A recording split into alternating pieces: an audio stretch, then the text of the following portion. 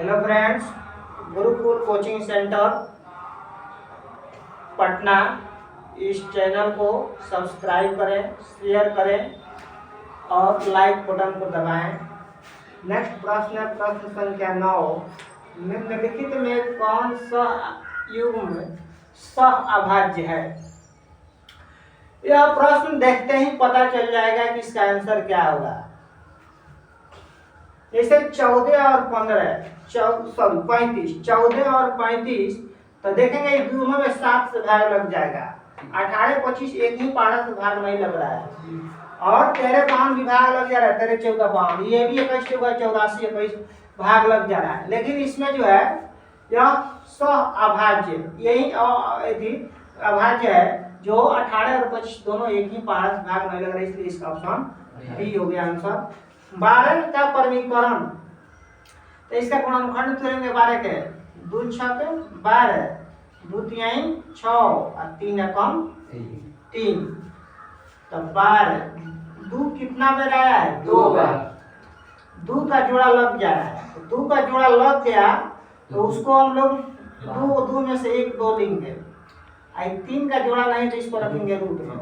इसको देखेंगे ये ऑप्शन कहाँ है? Option D. ऑप्शन डी है।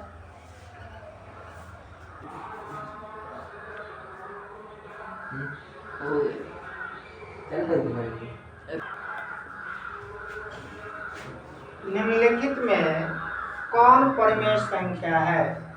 परिमेय संख्या जिसको p/q के रूप में लिखा जाता है उसी को परिमेय संख्या कहते हैं। तो परिमेय संख्या इसमें देखिए √7 है। √7 का वर्गमूल ऑप्शन ए में हम लोग देखेंगे तो 4 यहाँ पे है प्लस में √7। √7 का वर्गमूल नहीं निकलेगा इसलिए ऑप्शन ए नहीं होगा। देखिए 10 प्लस √100 और √100 है, इसका वर्गमूल कितना होगा? 10 और 10 में 10 जोड़ेंगे तो क्या हो गया? 20। इसलिए इसका परिमेय संख्या बी होगा। अब देखिए इसका वर्गमूल नहीं निकलेगा, इसका वर्गमूल नहीं निकलेगा, वर्गमूल नहीं निकलेगा, ऐसा ही छूट जा रहा है। वर्गमूल नहीं निकला यानी परिमेय संख्या ही नहीं है। इसे कोई भी संख्या हम लोग लिख रहे हैं, 4 हुआ 7 हुआ, ये जो भी संख्या आप लोग लिखिए ये सब क्या है? परिमेय है, क्योंकि इसके नीचे सब क्या है? 1 साइलेंट है। यानी जिसको p/q के रूप में लिखते हैं वही क्या होगा? परिमेय संख्या होगा। अब देखिए इसे यहाँ पे ऑप्शन बी में है 10 प्लस √100। 10 उतर गया, इसका वर्गमूल 10 होगा। 10 और 10 का होगा 20।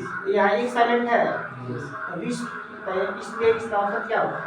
और जब हो गया तो परिमेय संख्या हो गया। p/q के रूप में हो गया, p/q के रूप में हो गया तो परिमेय संख्या होगा। नेक्स्ट प्रश्न है 0.13 पर क्या है?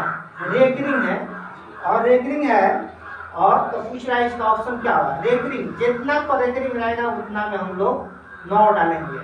जैसे 0.13 पर रेकरिंग के मतलब हुआ यानी 13 रेकरिंग हटाएंगे तो बाटा में 2 जितना पर मान लीजिए अगर यहाँ 4 होता तो उतना 9 डालेंगे।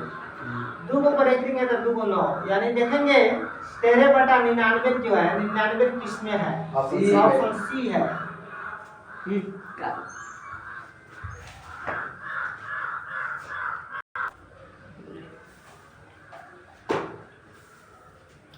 निम्नलिखित में कौन अपरिमेय संख्या नहीं है?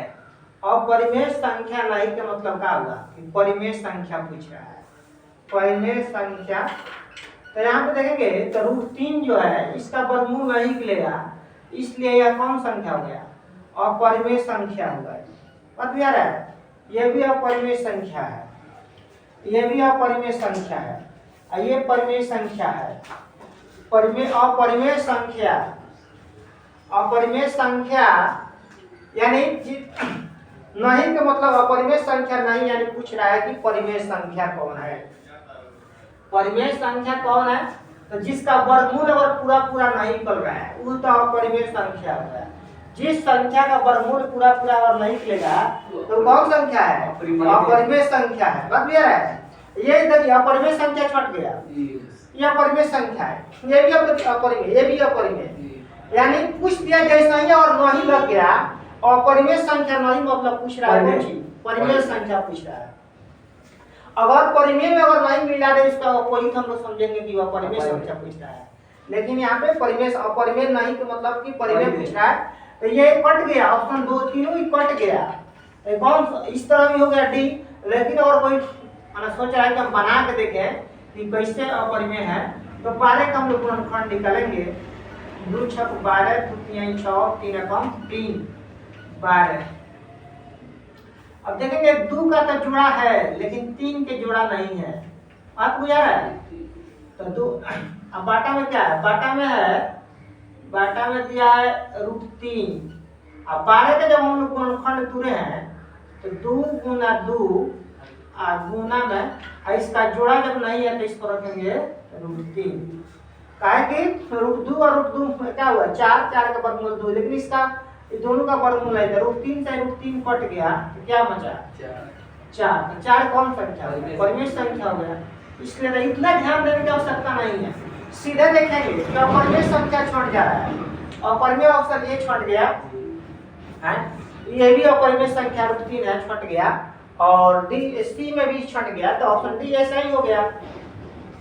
नेक्स्ट प्रश्न, निम्नलिखित में किसका दशमलव प्रसार जो है शांत है। शांत होने का रूल पहले लिखाए थे, जो 2 के पावर n गुना m के पावर यानी 2 और 5 अगर आएगा, कहने का मतलब ज्यादा कुछ रूल याद करने की आवश्यकता नहीं है। 2 और 5 को छोड़कर यदि अन्य कोई संख्या आता है तो क्या होगा, शांत होगा। लेकिन यहाँ शांत पड़ा तो 2 और 5 आना चाहिए, 2 और 5 का आ गया तो ऑप्शन देखेंगे, सॉल्व करते हैं, बटा में दिया उसको सॉल्व करना देखना है। सॉल्व करेंगे ऑप्शन ए को सॉल्व करते हैं 1600 को, 2 8 है 16, 2 चौका 8, 2 दूनी 4, 2 एकम 2, 2 से हो गया 50, 2 से हो गया 25, 50 25, 5 एकम 10। देखिए इसमें 2 और 5 है, 2 और 5 है, अन्य कोई संख्या शामिल नहीं है। यानी इसमें हो गया 2 के पावर कितना 2 है 3 और 3 6, यानी 2 के पावर 6 और 5 के पावर 2। 2 और 5 आता है तो शांत है, आप लोग सबको जानते हैं, सब्जेक्टिव में पढ़े हुईएगा, इसलिए इसका ऑप्शन ये हो गया।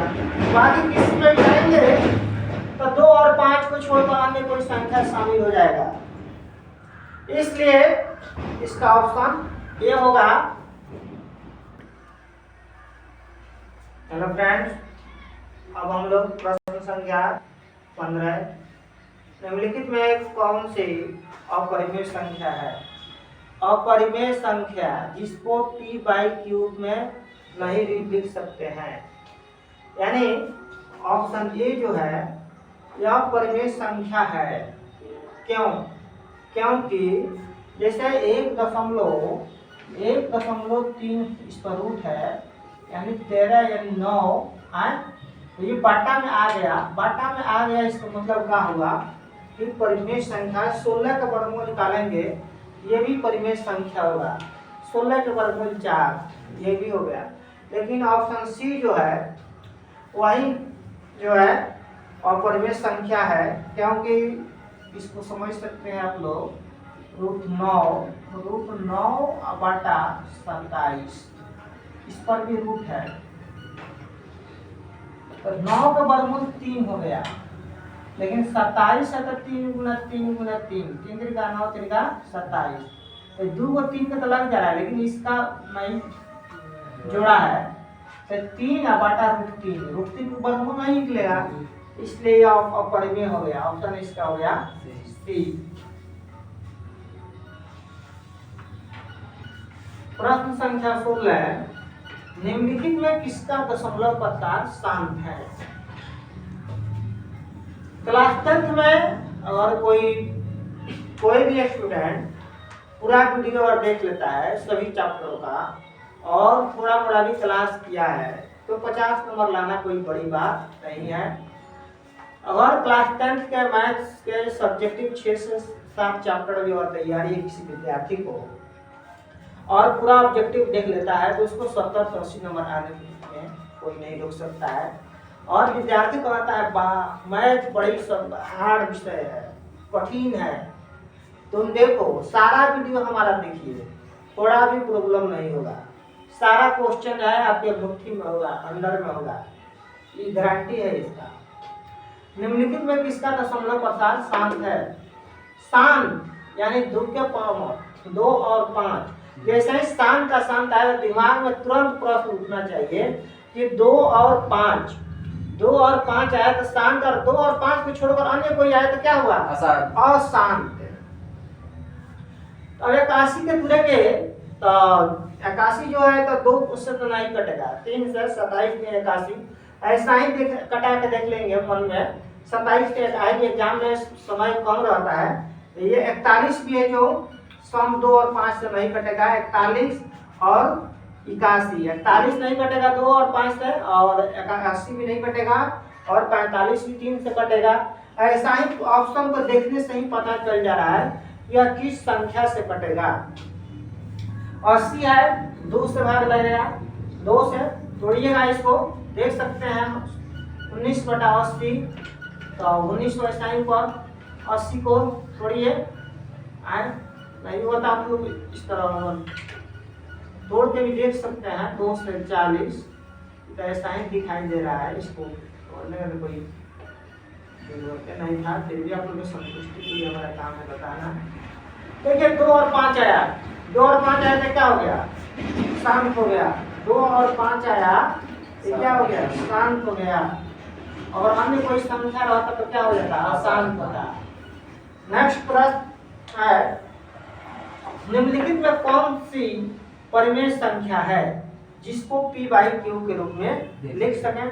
परिमेय संख्या यानी जिसका वर्गमूल पूरा अगर आ जाए वही संख्या जो है उसका परिमेय संख्या होगा। जैसे 25 है, 25 है, √25 का वर्गमूल पूरा निकल जाएगा, यानी 25 का वर्गमूल 5। हम लोग का आंसर मिल रहा, ऑप्शन का ध्यान देने की जरूरत नहीं है, बाकी तो ये तीनों जो है परिमेय है। यही एक है, इसका ऑप्शन ए हो गया, यानी इसका वर्गमूल निकल गया 5।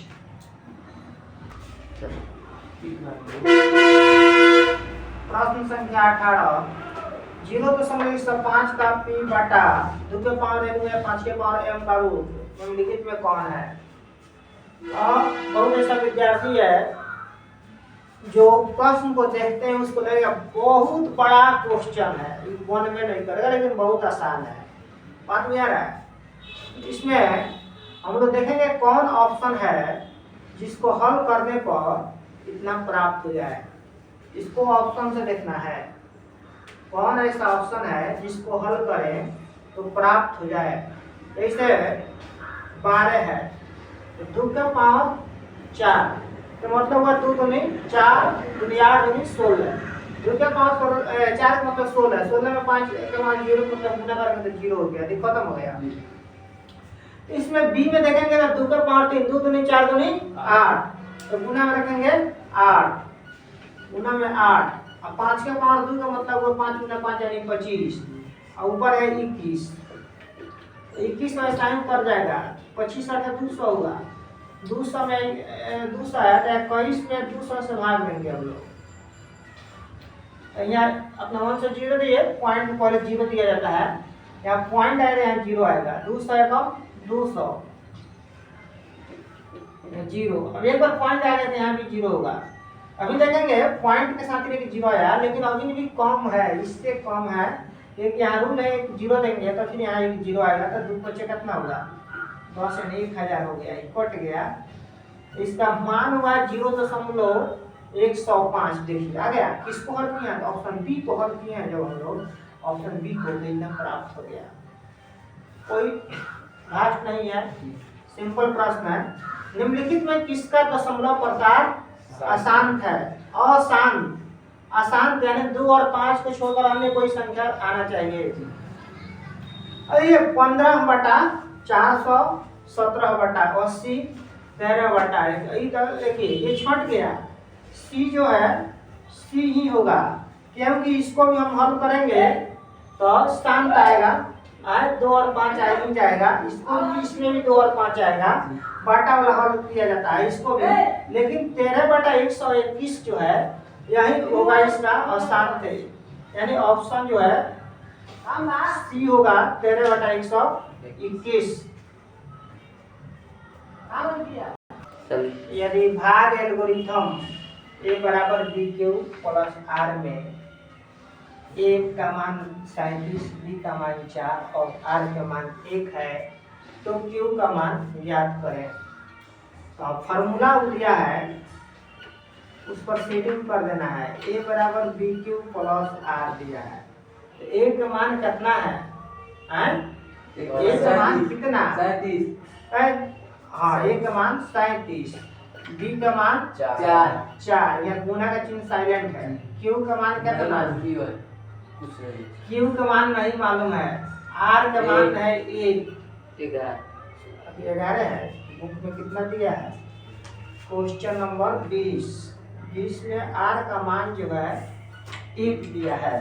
आर का मान 1, तो 37 उतर गया। 4 में क्यू से बना हुआ था, 4Q प्लस 1।